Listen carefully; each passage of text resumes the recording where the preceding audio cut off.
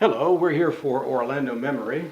We're in the Franklin W. Chase Memorial Library in downtown Windermere. This is downtown Windermere, right? It definitely is. Definitely is. This is March 13th, 2015, and we're with Nancy. Nancy, how long have you lived in Windermere?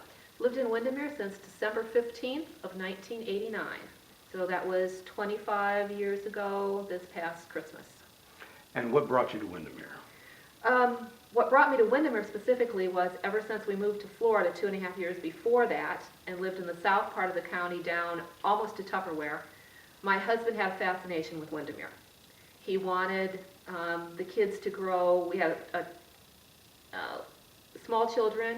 He wanted them to have a large yard. He liked the 1 acre lots that he was seeing out here. And so on Sunday afternoons, he would like to get in the car and go look around Windermere. So I knew it was inevitable sooner or later that we would, probably live in Windermere. But at that time, getting from South OBT, which was our closest main conduit, John Young Parkway had not even been built anywhere near that far south. So you'd get on the trail, take the trail all the way up to Conroy, and Conroy was mostly, it wasn't too long before it was only one lane in each direction. So a lot has changed that way. So my husband finally found a house that he thought fit his expectations, and we've lived in the same home ever since. And for one of our 3 children, it's the only family home he's ever known. So big changes have taken place over the past 25 years. Would you say? Tons, Yes. absolutely. We have seen so much growth. We've seen roads in one direction become, 2 in each direction, if not 3. All kinds of building. St. Luke's Church on that corner. Well, actually, the whole corner of Apopka, Vineland, and Conroy, Windermere. Each one of those corners was just trees. We've seen so much growth that way. And also the actual town of Windermere, the town proper, is expanding. When we first moved out here, our mailing address was Windermere, our zip code was Windermere, but we didn't actually belong to the town of Windermere. We were not Windermere residents. We were unincorporated Orange County.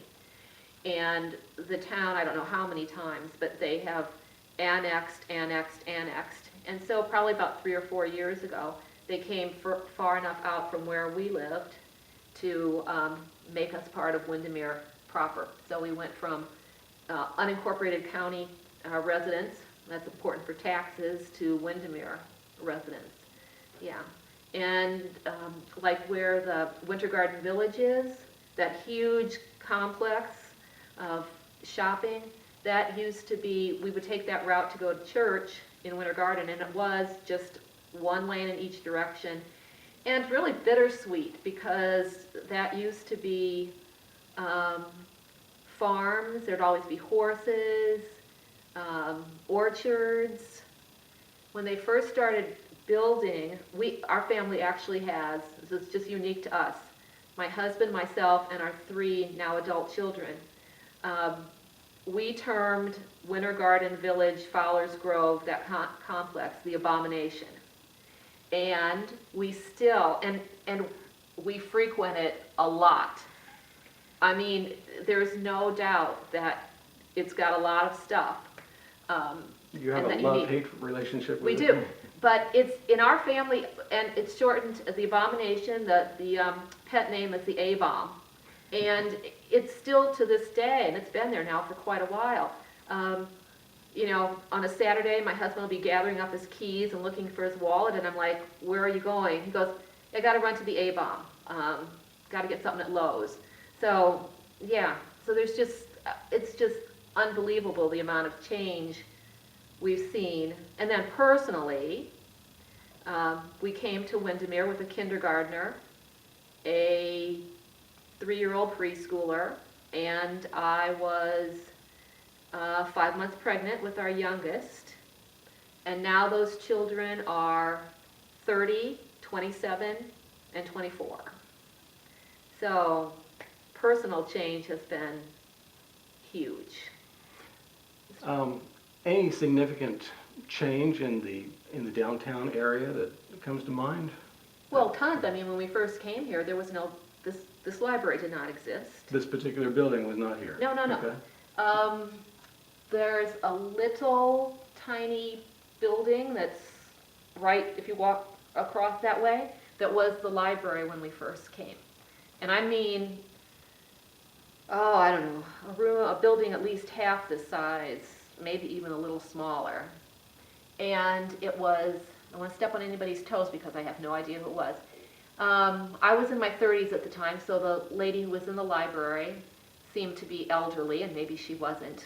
But she was very protective of Windermere. When we came and went to that library, she knew we were newcomers. So that's how small the area was. And she wanted to know where our children went to school. Well, we only had one at school at the time, but she was at St. John Vianney on the trail. And, oh, that's so far to go. Well, that's where she'd started, and that was our parish church. But she just drew herself up to her full height and said, well, all my children attended the Windermere School, which I assume she means is Windermere Elementary. But the city pride, huge. And, but obviously the area was really growing, and that was not going to do it. So, you know, this, but so much has grown up. I mean, I remember when what's now that cafe was the post office. The cafe used to be a post office? Mm-hmm. Used to be the Windermere post office. Okay. So anything up toward the corner of Apopka Vineland and Conway, Windermere, all that. The post office is really even one of the older buildings up there now. Yeah, and the amount of growth, the schools. I mean, there weren't, you know, there was Windermere Elementary, but there wasn't Thornbrook, which is hardly far from here, and many of the other things that had cropped up. In fact, if you head out Park Avenue, which is now the third roundabout, head out Park Avenue toward Winter Garden, that of course still used to be a 2-lane, and you would come to the intersection of 535, which if you went south would take you the back route down to Disney. If you went north would take you to Winter Garden, but it was all very rural. And there is a cemetery, a large cemetery that sits on the northeast corner of that intersection. And when all the buildings started, because basically it was that cemetery on one corner and big trees, you know, just wooded on the other. And I'll never forget this, my 8-year-old, one of my boys, whoever was 8 at the time, I can't remember which one, but when they started to build that road, and like they would have markers along, you know, the outside of the cemetery where they were going to, you know, put pipes or whatever in and other things, without actually destroying the cemetery at all, but encroaching sort of on the cemetery space, I was so surprised for an 8-year-old boy to say, this just isn't right. Those, you know, it's a cemetery. There should be, I think even use the word respect. There should be some respect for the cemetery. So, another thing I remember about this area, and I don't know if it's because of the citrus canker or the greening, whatever is attacking the citrus in Florida, or whether just most of the citrus is now being grown somewhere else. But you would always know when it was getting toward Christmas, because even here, the overpowering smell of citrus and the blossoms and all that. And now I do know this is my Floridian, my one native Floridian, my youngest son, and he wasn't very old either at the time, just early grade school.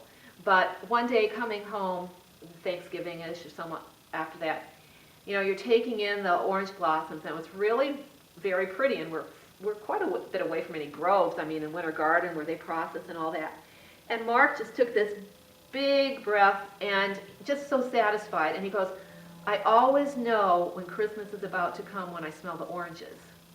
And I thought, I grew up in the Midwest, and nobody was, you know, maybe when the first snowfall came, maybe when it was dark at 4:30 in the afternoon, you know, definitely when the city put up the lights, Christmas lights, you'd know that Christmas was coming. But I thought, I've got a real Florida boy here whose association with Christmas approaching is the smell of the oranges.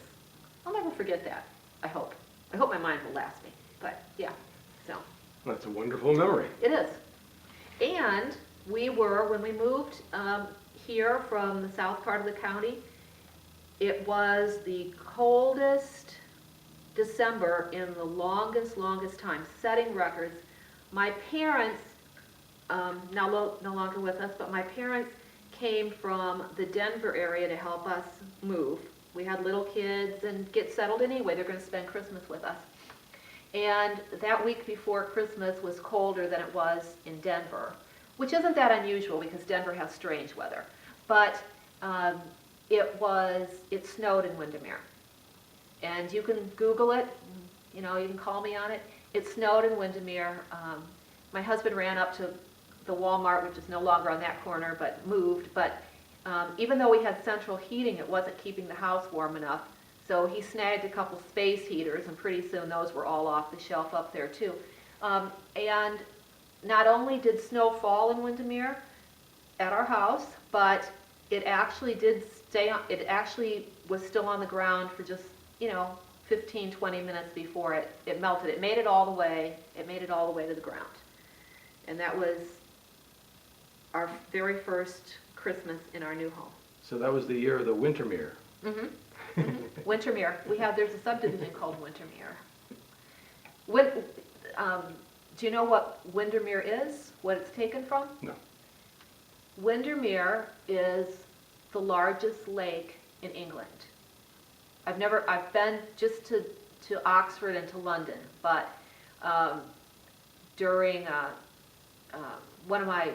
during my middle son's, my oldest son's actually, his grade school years, they do, in third grade, they do a study of a country in depth the second semester, and he and his buddy chose England. So I knew from the little town blurb that Windermere was settled just as a summer retreat for wealthy people from the Windermere area in England. So the name is exactly. But the Lake District, England has an area called the Lake District, and obviously has a lot of lakes, but the largest lake is Windermere. So that's directly where the name came from. Not far from here, we have a little town of Gotha. Have you been through Gotha? I mean, like Gotha is exactly, there's a Gotha, Germany. And so, settlers just picking up the name and putting it right down.